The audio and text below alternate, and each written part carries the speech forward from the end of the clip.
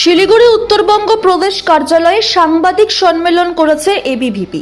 এই সম্মেলনের পরিপ্রেক্ষিতে জানানো হয়েছে, গত 28 থেকে 30 নভেম্বর দেবভূমি উত্তরাখণ্ডে অনুষ্ঠিত অখিল ভারতীয় বিদ্যার্থী পরিষদের রাষ্ট্রীয় অধিবেশনে পশ্চিমবঙ্গ সংক্রান্ত গুরুত্বপূর্ণ প্রস্তাবগুলি গৃহীত হয়েছে।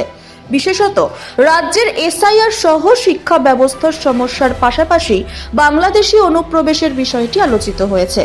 এবিভিপির দাবি, প্রশাসনিক উদাসীনতা ও অনুপ্রবেশের কারণে রাজ্যের শিক্ষার পরিবেশ ও নিরাপত্তা ক্ষতিগ্রস্ত হচ্ছে। সাংবাদিক সম্মেলনে জানানো হয়, আগামী ফেব্রুয়ারির শুরুতেই জেলায় জেলায় ডিএম অফিস অভিযানের ব্যবস্থা করা হবে। এছাড়া ফেব্রুয়ারির শেষ সপ্তাহে শিলিগুড়িতে কেন্দ্রীয় নেতৃত্বের উপস্থিতিতে বড় পদযাত্রার পরিকল্পনা রয়েছে। সংগঠনের বক্তব্য, এই পদযাত্রা ছাত্র সমাজের স্বার্থ রক্ষা এবং বাংলার শিক্ষা ও নিরাপত্তা বাঁচানোর উদ্যোগ। বিভিন্ন ইস্যুতে সরকারের ভূমিকারও সমালোচনা করা হয়েছে। আমরা অধিবেশনের বিভিন্ন বিষয় যে গুলি উঠে এসেছে সেই বিষয় আপনাদের মাধ্যমে যুব সমাজের মাঝখানে পৌঁছানোর জন্য এই পশ্চিমবঙ্গে যে রেজলিউশন গুলো এসেছে, গোটা দেশব্যাপী বিভিন্ন সমস্যা নিয়ে 4টি রেজলিউশন এসেছে। সেই রেজলিউশন প্রস্তাব শুধু কেন্দ্রীয় সরকার নয়, বিভিন্ন রাজ্যের যে বিভিন্ন সরকার রয়েছে সেই বিষয়ে এসেছে।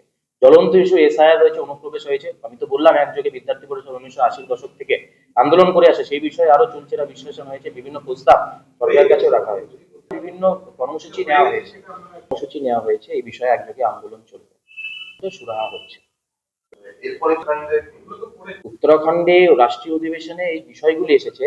এই বিষয়গুলি নিয়ে দেশব্যাপী যে কার্যকর্তারা সেখানে উপস্থিত হয়েছিল, তারা সেই বার্তা নিয়ে নিজ নিজ ক্ষেত্রে, নিজ নিজ প্রদেশে, নিজ নিজ ইউনিটে, নিজ নিজ নগরে, নিজ নিজ ক্যাম্পাস ইউনিটে পৌঁছে গেছে এবং সেখানে একযোগে এই সমস্ত বিষয় ছাত্রছাত্রীদের মধ্যে ওঠাবে এবং এই সমস্ত কিছু সুরাহা নিয়ে তাদের আন্দোলন, তাদের বক্তব্য সেখানে রাখবে।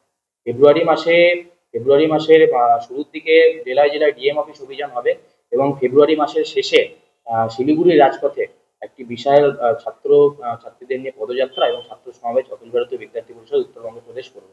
উদ্দেশ্যটা একটি বিশেষ উদ্দেশ্য, আপনারা সকলেই জানেন যে অনুপ্রবেশের জ্বলন্ত সমস্যা রয়েছে পশ্চিমবঙ্গে।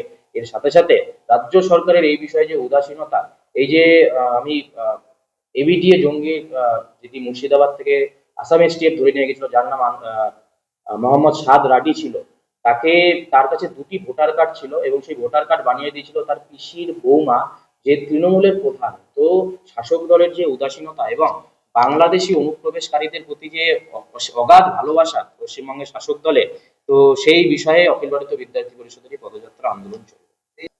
হ্যাঁ, সেই বিষয়ে এখনো চর্চা হয়নি। সেই বিষয়ে রাষ্ট্রীয় নেতৃত্ব যারা বলবেন, তারা যাদেরকে পাঠাবেন, সেই বিষয়ে আমরা